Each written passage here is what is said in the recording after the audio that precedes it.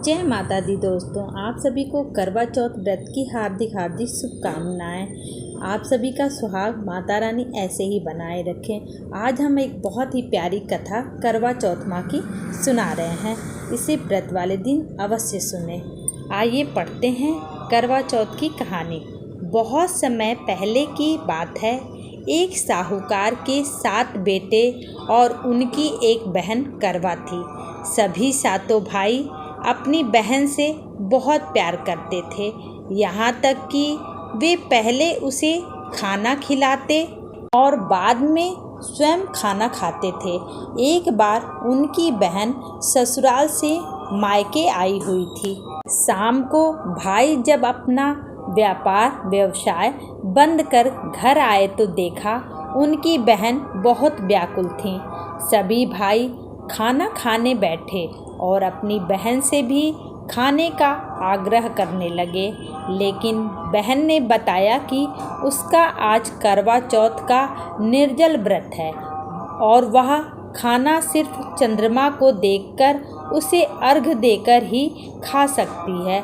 क्योंकि चंद्रमा अभी तक नहीं निकला है, इसलिए वह भूख प्यास से व्याकुल हो उठी थी। सबसे छोटे भाई को अपनी बहन की हालत देखी नहीं जाती और वह दूर पीपल के पेड़ पर एक दीपक जलाकर चलनी की ओट में रख देता है। दूर से देखने पर वह ऐसा प्रतीत होता है कि जैसे चतुर्थी का चांद उदित हो रहा हो। इसके बाद भाई अपनी बहन को बताता है कि चांद निकल आया है, तुम उसे अर्घ देने के बाद भोजन कर सकती हो। बहन खुशी के मारे सीढ़ियों पर चढ़कर चांद को देखती है, उसे अर्घ देकर खाना खाने बैठ जाती है। जब वह पहला टुकड़ा मुंह में डालती है तो उसे छींक आ जाती है। दूसरा टुकड़ा डालती है तो उसमें बाल निकल आता है और जैसे ही तीसरा टुकड़ा मुंह में डालने की कोशिश करती है तो उसके पति की मृत्यु का समाचार उसे मिलता है। वह बौखला जाती है। उसकी भाभी उसे सच्चाई से अवगत कराती है कि उसके साथ ऐसा क्यों हुआ।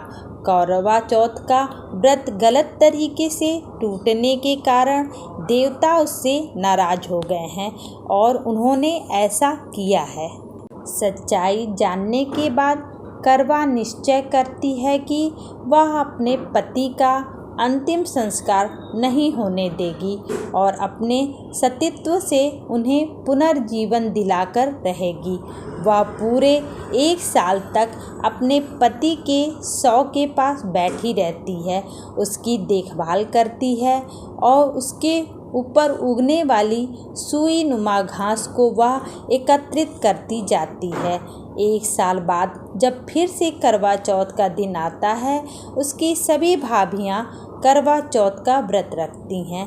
जब भाभियाँ उससे आशीर्वाद लेने आती हैं तो वह प्रत्येक भाभी से यम सुई ले लो, पिय सुई दे दो, मुझे भी अपनी जैसी सुहागन बना दो, ऐसा आग्रह करती है। लेकिन हर बार भाभी उसे अगली भाभी से आग्रह करने का कहकर चली जाती है। इस प्रकार जब 6ठे नंबर की भाभी आती है तो करवा उससे भी यही बात दोहराती है। यह भाभी उसे बताती है कि चूँकि सबसे छोटे भाई की वजह से उसका व्रत टूटा था, अतः उसकी पत्नी में ही शक्ति है कि वह तुम्हारे पति को दोबारा जीवित कर सकती है। इसलिए जब वह आए तो तुम उसे पकड़ लेना और जब तक वह तुम्हारे पति को जिंदा न करे उसे नहीं छोड़ना। ऐसा कहकर वह चली जाती हैं। सबसे अंत में छोटी भाभी आती है। करवा उनसे भी सुहागिन बनने का आग्रह करती है, लेकिन वह टालमटोली करने लगती है। यह देख करवा उन्हें जोर से पकड़ लेती है और अपने सुहाग को जिंदा करने के लिए कहती है। भाभी उससे छुड़ाने के लिए नोचती है, खसोटती है, लेकिन करवा नहीं छोड़ती है। अंत में उसकी तपस्या को देख भाभी पसीज जाती है और अपनी छोटी उंगली को चीरकर उसमें से अमृत उसके पति के मुंह में डाल देती है। करवा का पति तुरंत श्री गणेश कहता हुआ उठ बैठता है।